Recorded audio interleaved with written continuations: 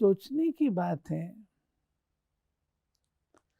क्या केवल स्वदर्शन चक्र घुमाने से हम विश्व के मालिक बन सकते हैं? स्वदर्शन, स्व का दर्शन, और कैसे पांचों युगों से हम क्रॉस करते हैं। ये स्वदर्शन चक्र हम घुमाते कैसे हैं? इसका अभिप्राय क्या है? शास्त्रों में तो कहते हैं स्वदर्शन चक्र चलाया, असुरों के गले काटे। तो वो कौन से ऐसे असुर हैं जिनके गले कट जाते हैं? असुर शब्द को केवल 5 विकारों की हद में न समझकर, यदि हम इसे थोड़े बेहद बड़े पैमाने पर देखें, तो असुर, सुर माना देवता, अमाना नहीं। जो बात देवता सदृश्य नहीं है वह आसुरी है। अब देवता कैसे थे? हम बच्चे अपने दैवी स्वरूप में कैसे थे? जब बाबा ने हमको 5 स्वरूपों का अभ्यास कहा कि अपनी दैवी स्वरूप को याद करो, तो आप सब अपने आप से पूछो, उस समय आप अपने आप को क्या समझते हो? जब देवता कहते हैं तो आपके मन में क्या पिक्चर आती है? क्या केवल सजे सजाए, आभूषणों से सुसज्जित, अच्छी ड्रेस, खड़े हैं, घूम रहे हैं, खेल रहे हैं? देवता कहने से क्या चीज इमर्ज होती है? देवता जब आत्मा बिल्कुल सतो प्रधान स्टेज पर है, वो सतो प्रधानता क्या है? उसमें 2 चीजें हैं। एक है जिसको हम कहते हैं पवित्रता, और दूसरा जिसको हम कहते हैं दिव्यता। पवित्रता अपनी चरम सीमा पर है और दिव्यता भी अपनी चरम सीमा पर है। पवित्रता और दिव्यता, इन दोनों को मिला के हम कहते हैं कि देवताएं पावन होते हैं। हम केवल पवित्र नहीं होते, देवता पावन है। उनका शिव बाबा पतित पावन है। पतित पवित्र नहीं है। पतित से हमें पवित्र बनाए, यहां बाबा का काम संपन्न नहीं होता है। पवित्रता ब्रह्मचर्य की अनेक लोग धारण भी कर लेते हैं, लेकिन जो पावनता है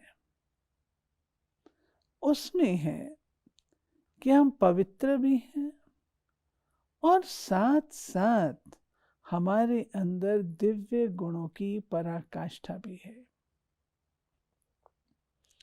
बाबा न केवल पवित्रता सिखाते हैं, लेकिन पवित्रता के फाउंडेशन पर नई बिल्डिंग का निर्माण बाबा हमें सिखाते हैं। नई दैवी दुनिया का निर्माण, नई सृष्टि का निर्माण। तो सवाल उठता है कि पवित्र तो द्वापर युग में भी थे। ऋषि मुनि पवित्र थे, तब तो पवित्रता के बल से उन्होंने अपना जो दैवी भारत की संस्कृति रही है उसे थाम के रखा, लेकिन निर्विकारी नहीं थे। जब हम देवता हैं तो हम संपूर्ण निर्विकारी हैं। तो जब हम 16 कला संपूर्ण हैं, हर बात में कला से मैं आर्ट को नहीं लेती हूं, कला में परफेक्ट कंप्लीट स्टेज को लेती हूं। हर चीज में हम संपन्न हैं और संपूर्ण हैं। कोई उसमें मार्जिन नहीं होती जिसमें मुझे कोई करेक्शन करने की आवश्यकता पड़े। 16 कला संपूर्ण, मोस्ट ब्यूटीफुल, मोस्ट पावरफुल। जैसे चंद्रमा की आप कलाएं देखते हैं, जब संपूर्ण चंद्रमा होता है कितना ब्यूटीफुल है। और उस समय हम सूर्यवंशी हैं। अब आप सोचो, जब हम कहते हैं कि हम अपनी दैवी स्वरूप को याद करते हैं, उस समय आपकी बुद्धि में क्या क्या इमर्ज होता है? हम माया जीत हैं। माया जीत की निशानी इच्छा मात्रम अविद्या। इच्छा क्या चीज होती है इसका भी ज्ञान नहीं होता। इतनी भरपूरता है, कोई मार्जिन नहीं है। और हम बच्चे उस समय एकदम संपन्न होने कारण इच्छा से न्यारे, इच्छा होती ही नहीं, उसकी नॉलेज भी नहीं। सत्युग उसको ही कहा जाता है जहां दुख की अविद्या है। ऐसे ही माया जीत माना इच्छा मात्रम अविद्या। तो जब हम अपने आप को देवता स्वरूप में देखते हैं तो हम माया जीत हैं, प्रकृति जीत है। प्रकृति जीत अर्थात मेरी अपनी प्रकृति, शरीर, 5 तत्व, और दूसरों की प्रकृति अर्थात नेचर, स्वभाव। कहते हैं ना, ये इस प्रकृति का है, ये व्यक्ति इस प्रकृति का है। तो कुछ भी प्रकृति की चीज अपने ऊपर प्रभाव नहीं डालती। हम प्रकृति जीत होते हैं। प्रकृति जीत, प्रकृति दासी होती है। प्रकृति दासी होना अर्थात हर चीज ठीक समय पर अपने आप को अपने आप उपस्थित कर देती है। आपको उसका आवाहन नहीं करना पड़ता। कि अब गर्मियाँ आ रही हैं, अब सर्दियाँ आ रही हैं तो ये किया जाए, गर्मी आ रही तो ये किया जाए, नहीं।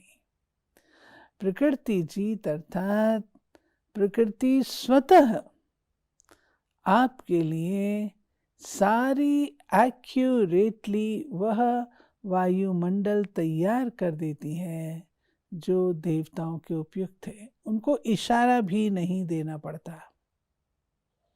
प्रकृति जीत। अपनी प्रकृति देही अभिमानी होने के कारण ये शरीर खींचता नहीं, और अपनी प्रकृति पर विजय की निशानी है कि हम काल पर विजय प्राप्त करते हैं। अकाल मूर्त, अमर।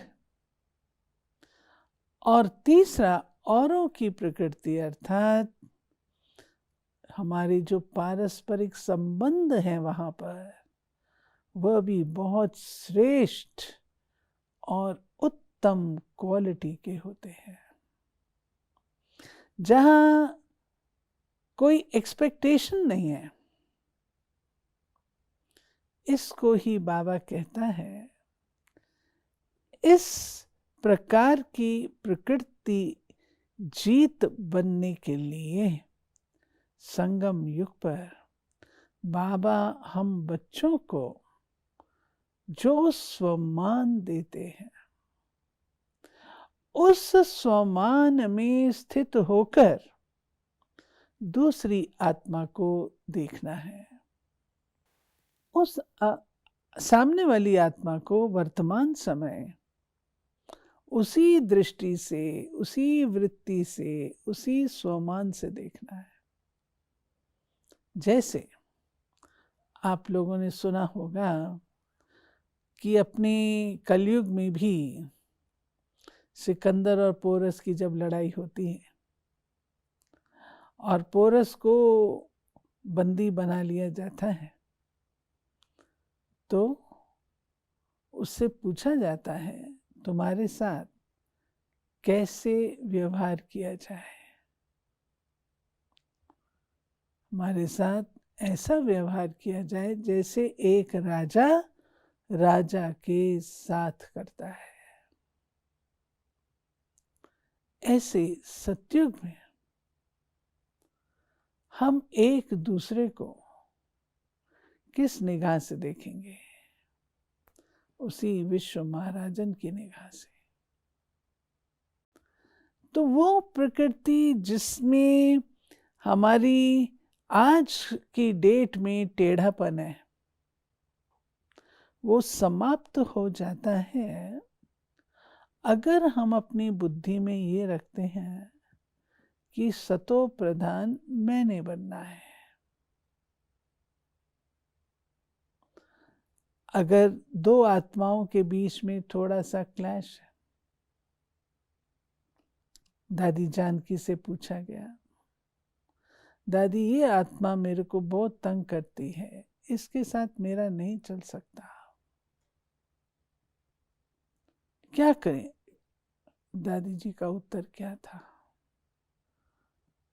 कि अगर तुम कहोगे उसको बदलने के लिए कहीं और भेजेंगे, मैं तो भेज दूंगी, लेकिन सतो प्रधान किसने बनना है?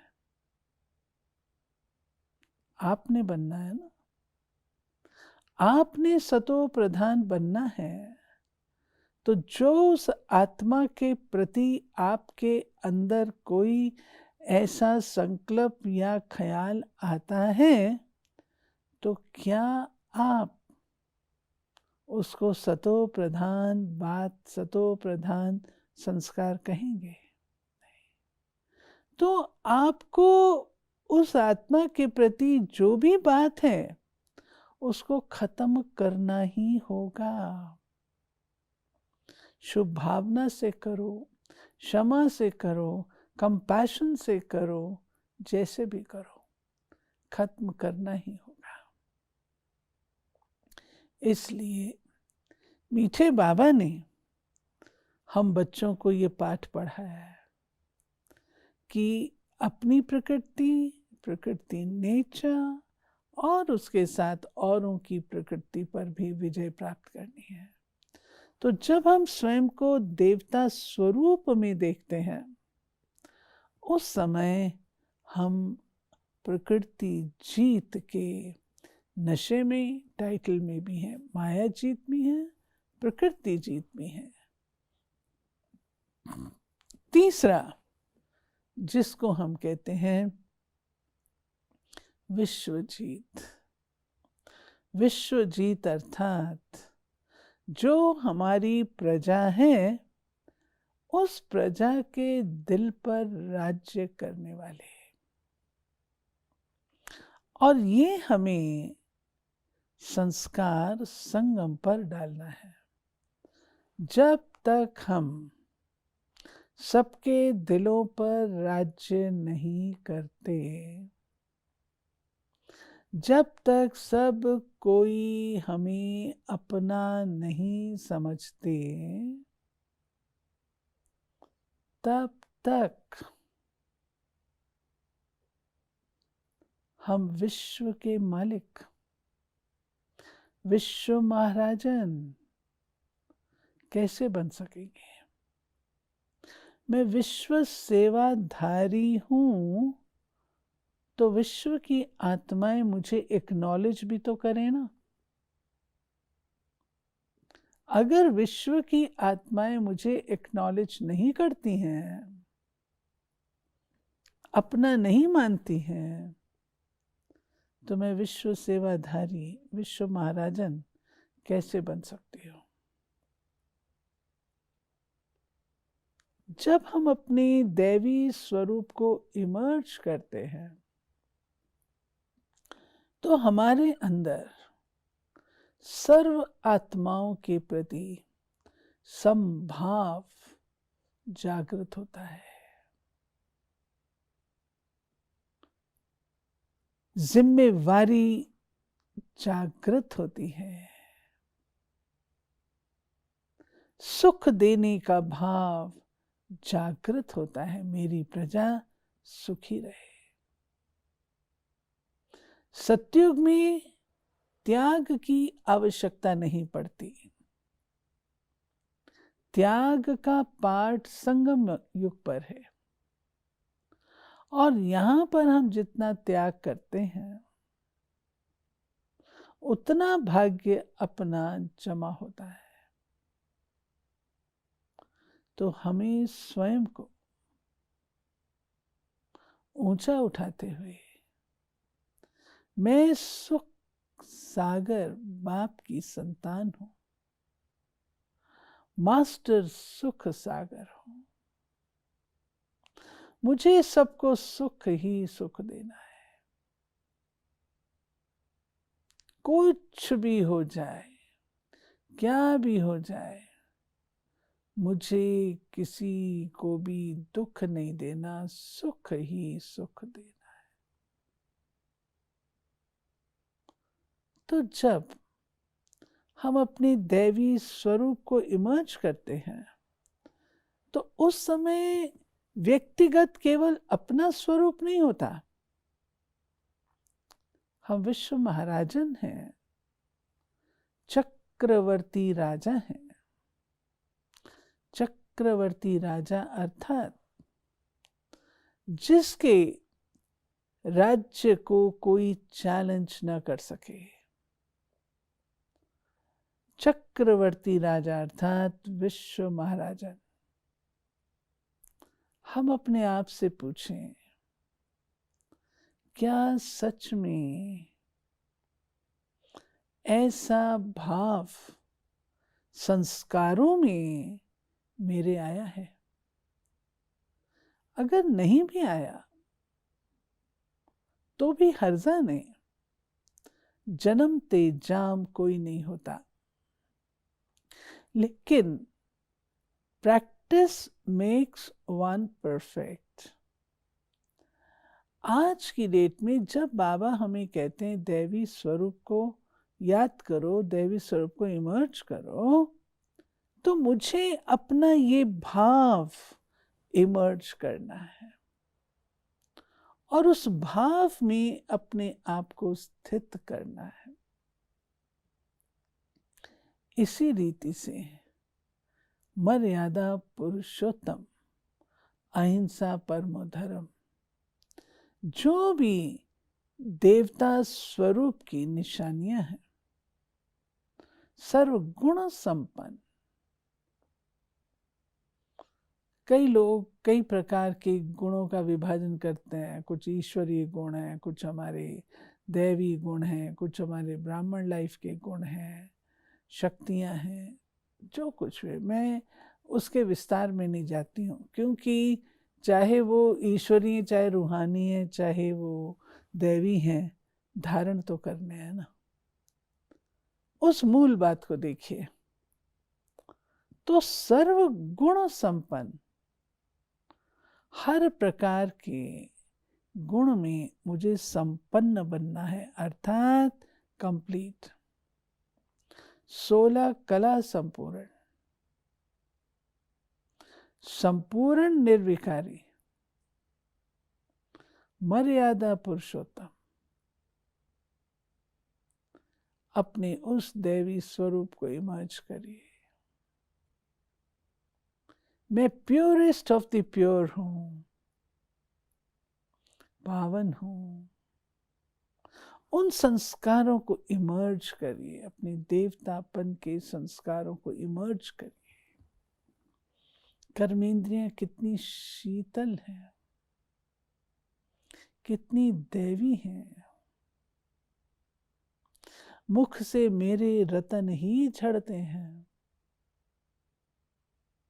कर्म मेरे श्रेष्ठ। जब इस प्रकार से बार बार बार बार हम अभ्यास करेंगे, तब वो संस्कार जो देवताओं के हैं, वो मेरे अंदर पक्के होते जाएंगे। बाबा ने क्यों कहा 5 स्वरूपों का अभ्यास करो?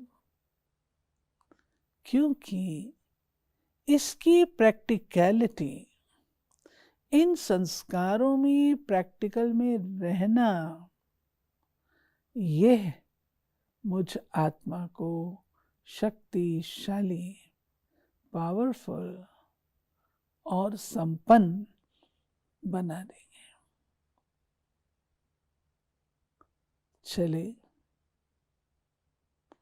चंद क्षणों के लिए अपने इस दैवी स्वरूप का अभ्यास करते हैं।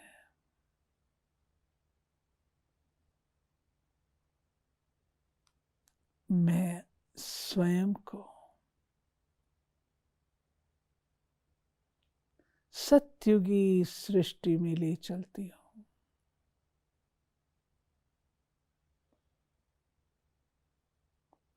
अपने दैवी स्वरूप में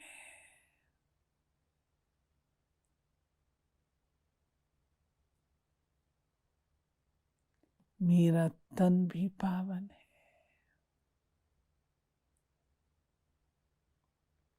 मन भी पावन है,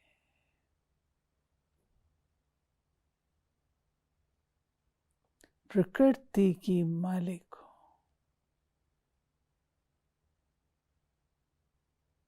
विश्व सेवाधारी हूं,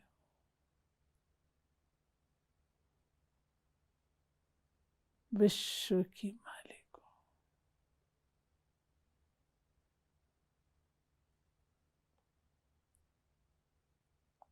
श्री कृष्ण के साथ पढ़ने वाली, खेलने वाली देवता हूं।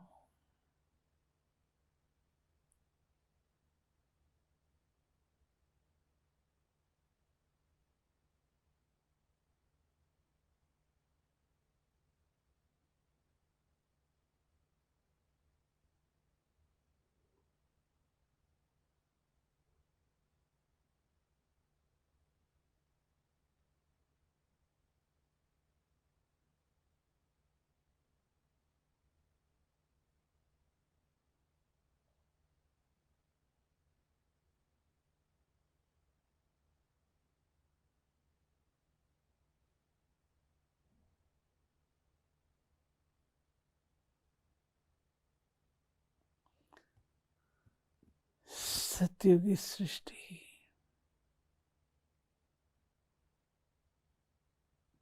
जहां जल और थल दोनों ही सतो प्रधान है।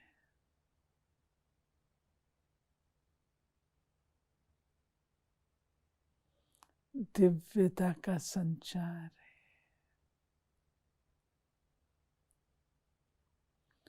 एक धर्म, एक राज्य, एक भाषा, अखंड अटल साम्राज्य।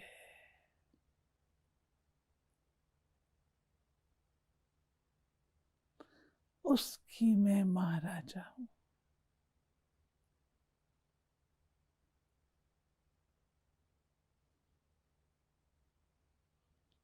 इमर्ज करिए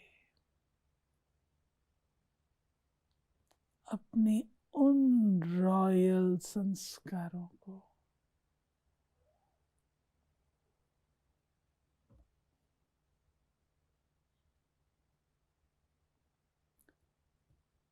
थोड़ी देर इस अनुभव में लीन हो जाए।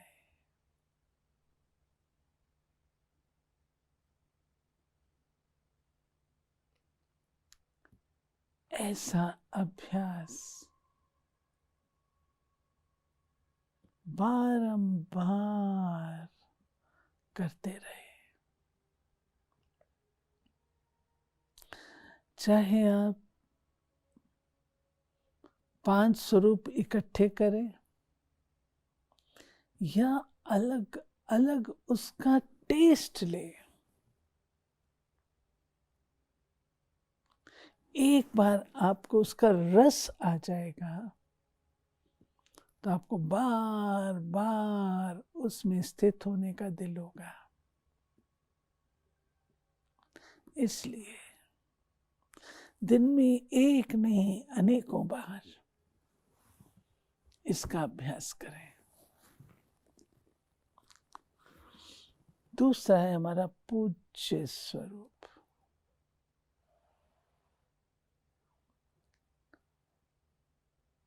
जब हम स्वदर्शन चक्र घुमाते हैं, हम ये नहीं करेंगे कि मैं सतयुग से त्रेता में आ गई, सूर्य से चंद्र में आ गई। नहीं, उस समय अपना दैवी स्वरूप ही रखेंगे। परंतु द्वापर में भी हम गिरावट वाली चीज को याद नहीं करते हैं। जब द्वापर युग आता है उस समय भी हम अपने उस पूज्य स्वरूप को ही याद रखें। मेरा पूज्य स्वरूप है, पूजा हो रही है। पूज्य स्वरूप में मेरी कोई मनोकामना नहीं।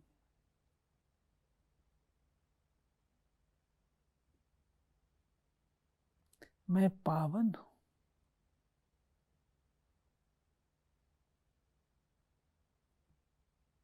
सर्व गुण सर्व शक्ति संपन्न हूं।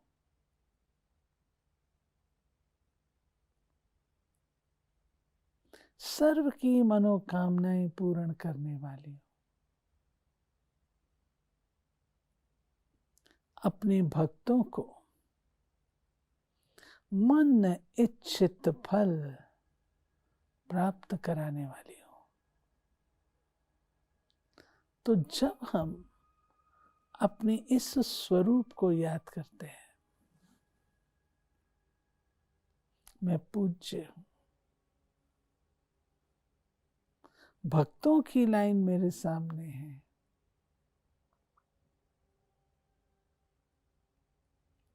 उनकी मनोकामनाएं दृष्टि दे के पूरी कर। अपने वे पवित्रता के संस्कारों को इमर्ज करें। अपने उन दातापन के संस्कारों को इमर्ज करिए। अपने उन विधाता के संस्कारों को इमर्ज करिए।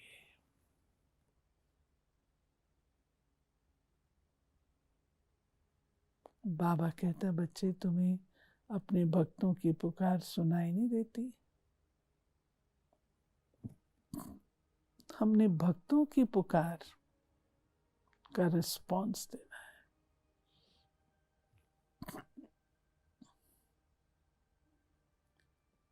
अपने लिए जमा करना एक बात है, लेकिन अपने जमा किए हुए खाते से दूसरों की सेवा करना वो दूसरी बात है।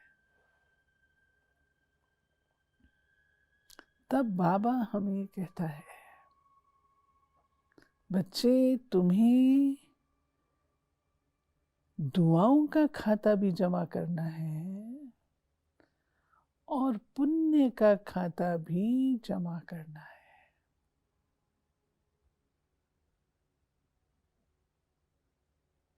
दुआएं एक है, अपने पुरुषार्थ से हम अपने लिए दुआएं जमा कर रहे हैं। एक बार एक बहन थी, ऐसे मम्मा के आगे बैठे थे, तो किसी ने कहा, मम्मा ये बहुत मीठी है, बहुत अच्छी है। मम्मा ने कहा, इससे अच्छी ये है। क्यों कहा? वो पहले वाली बहन अति मीठी, अति रॉयल थी, लेकिन जो दूसरी थी वो ऐसी नहीं थी, वो पुरुषार्थ से बन रही थी। तो मम्मा ने उसका राज बताया कि वो अपने पिछले जन्म के कुछ श्रेष्ठ कर्मों के कारण ऐसा स्वभाव उसने नेचुरल पाया, तो उसने पुरुषार्थ नहीं किया, नेचुरल रूप में उसको ये मिला। लेकिन वो बहन जिसका ये नेचुरल स्वभाव नहीं था, उसने मेहनत करके अपने ऊपर अपने संस्कार को बदला है, तो वो अच्छी है। तो पुरुषार्थ, स्वयं के पुरुषार्थ से दुआएं जमा करना एक बात है। उसको सब प्यार करते हैं, सब उसको दुआएं देते हैं कि कल ये आत्मा क्या थी और आज ये क्या बन गई है। स्वयं के पुरुषार्थ से दुआएं जमा करना। दूसरा होता है स्वयं भी संतुष्ट और दूसरे भी मेरे से संतुष्ट। इससे भी हम दुआएं जमा करते हैं। कहीं हम चट्टा बेटी में नहीं आते, क्लैश में नहीं आते। पूज्य बनने के लिए चाहिए दुआओं का खाता।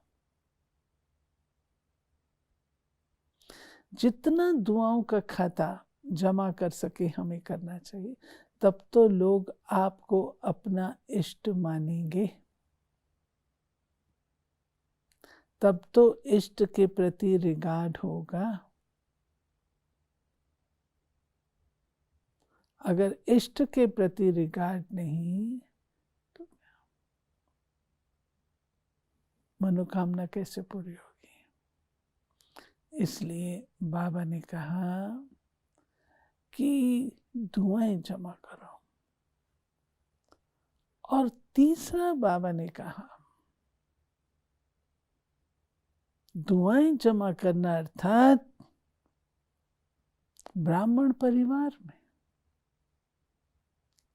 अगर कोई हिम्मतहीन है उसको हिम्मत देना, कोई निराश उसको आशा की किरण देना, कोई उदास उसको रमणीकता में लाना, ये सब एक ब्राह्मण के साथ अगर हम ऐसे व्यवहार करते हैं तो उस आत्मा के दिल से हमारे लिए दुआएं निकलती हैं। हम आपका एहसान कदापि भूल नहीं सकते, हम आपको कभी भी भूल नहीं सकते। लेकिन बाबा ने एक बार बताया था, एक होता है दान और एक होता है पुण्य। हम आत्माएं ब्राह्मणों को दान तो देती नहीं, लेकिन ब्राह्मणों के साथ पुण्य कर्म जरूर करती हैं। दान माना जो आपके पास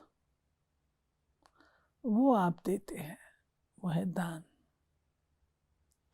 और पुण्य जो आपके पास नहीं परंतु जो उस आत्मा को जरूरत है वो आप देते हैं, वो है पुण्य।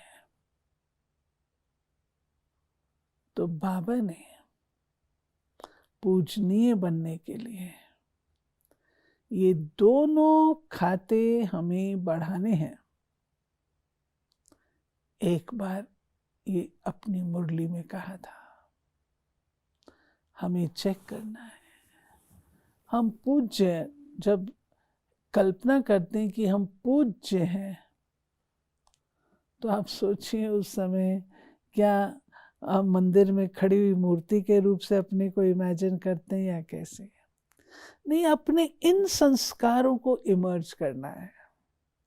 इसी को सुदर्शन चक्र कहा था। अपने ये संस्कार हमें इमर्ज करने हैं। जब ये संस्कार होंगे तब हम भक्तों की मनोकामनाएं पूर्ण कर सकेंगे। हमारी पूजा दैवी स्वरूप की होती है, ब्राह्मणों की पूजा नहीं होती, क्योंकि ब्राह्मण पुरुषार्थी है। हमारे दैवी स्वरूप की पूजा होती है, लेकिन कार्य हमने ब्राह्मणों ने संगम पर किया है। तो अपने इस स्वरूप को इमर्ज करें। चंद क्षणों के लिए चलते हैं जहां मंदिरों में हमारे भक्त हमारी प्रतीक्षा कर रहे हैं। अपने भक्तों की, कोई पुकार रहा है, कोई शांति मांग रहा है, कोई आयु मांग रहा है, कोई स्वास्थ्य मांग रहा है, कोई कुछ मांग रहा है। ऐसे भक्तों की आश को अपनी पावरफुल वाइब्रेशन से संपन्न करें। चलिए अपने इस स्वरूप को इमर्ज करते हैं।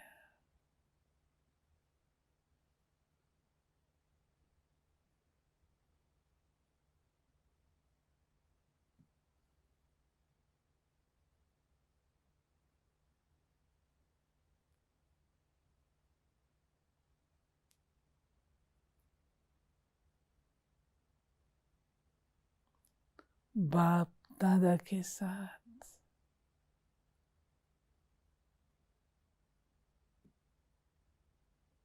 बाबा की उंगली पकड़कर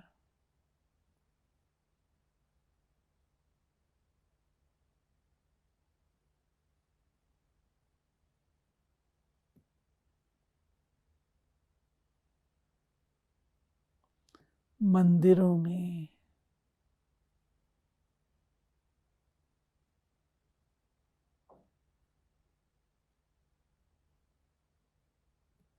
भक्तों की आश पूर्ण करने के लिए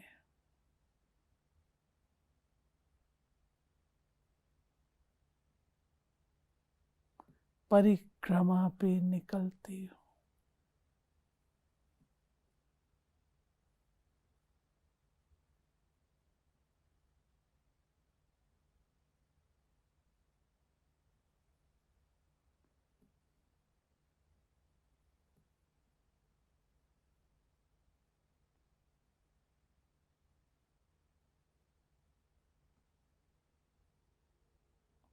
भक्तों की कतारें,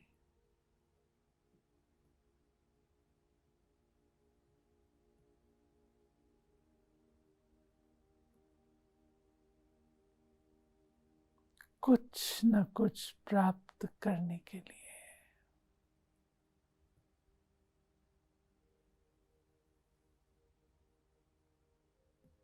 इच्छुक है।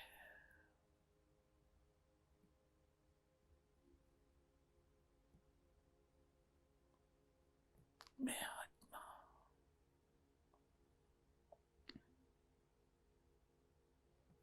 बाबा के साथ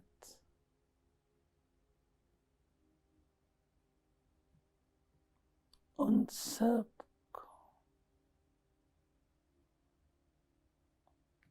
पावरफुल दृष्टि दे रही हूं।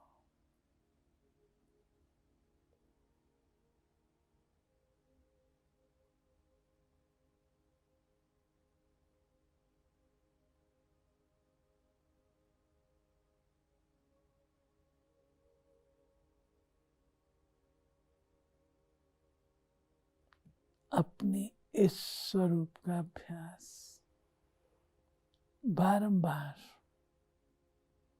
दिन में कई बार करने का प्रयास करें। फिर तो था हमारा ब्राह्मण स्वरूप, जो आप सबके साथ मैंने पहले लिया। तो मैं चाहूंगी इस प्रकार आप प्रैक्टिकल एक एक स्वरूप को गहराई से सोचकर, मनन चिंतन कर उसका अभ्यास करें। भले इकट्ठे ना करें, एक एक का अभ्यास करें और उन संस्कारों को इमर्ज करें। ये मैं ही हूं, ये मेरे संस्कार है, मैं पूज्य हूं। जब ऐसा करेंगे तो आपको रस आएगा और ये रस आपको और अभ्यास करने के लिए प्रेरित करेगा। आशा है आप अवश्य इस बात पर ध्यान देंगे। निराकारी स्वरूप के अभ्यास से ही हम फियरलेस होंगे, क्योंकि जो फियर है वो इस कारण से है कि मुझसे कुछ छूट रहा है। मेरा घर छूट रहा है, मेरे संबंधी छूट रहे हैं, मेरा शरीर छूट रहा है। अल्टीमेटली सबसे ज्यादा प्यार व्यक्ति का शरीर के साथ होता है और आत्मा शरीर को छोड़ना नहीं चाहती, क्योंकि उसके द्वारा ही अपने आप को अभिव्यक्त करती है। तो जब आत्मा को ये नजर आता है कि ऐसा कुछ सर्कमस्टेंसेस हैं और ये शरीर छूट सकता है, तो भयभीत होती है, क्योंकि उसकी अटैचमेंट है। लेकिन बाबा ने हम बच्चों को जो ज्ञान दिया है, अगर उस ज्ञान को हम लाते हैं अपने प्रैक्टिकल लाइफ में, अभ्यास में, उसके स्वरूप बनते हैं कि ये शरीर मेरा मात्र माध्यम है, मैं आत्मा स्वतंत्र पंछी हूं। अटैचमेंट यदि शरीर के साथ होगी तो छूटेगा तो दुख भी होगा और भय भी होगा। इसलिए शरीर को केवल एक साधन समझ करके, माध्यम समझ करके हमें चलना है। और निराकारी स्थिति को इसीलिए बाबा कहते हैं कि निराकारी अर्थात हम ओरिजिनली हैं ही निराकारी ज्योति बिंदु आत्माएं। शरीर तो इस दुनिया से लिया है ना, तो जितना अपने ओरिजिनल स्वरूप अकाल मूर्त स्टेज का अनुभव करेंगे, उस स्वरूप में रहेंगे, उतना उतना हम इससे शरीर के भय से मुक्त होते जाएंगे। निराकारी का अभ्यास बाबा ने इसीलिए कहा, आने वाला समय दर्दनाक है, इसलिए निराकारी स्वरूप में बार बार बार बार मैं ज्योति बिंदु निराकार आत्मा हूँ, अशरीरी हूँ, अकाय हूँ, अकेली हूँ, ये अभ्यास हमें करने हैं। ठीक है, 5 केले तो आप लोग जानते हो ना, अकेला हूँ, अकेला आया हूँ, अकेला जाना है, अकेले में बैठ के अकेले बाप को याद करना है। 5 केले रोज खाओ, और ये जो हमको टाइम मिला है, इस समय का पूर्ण रूप से लाभ लीजिए।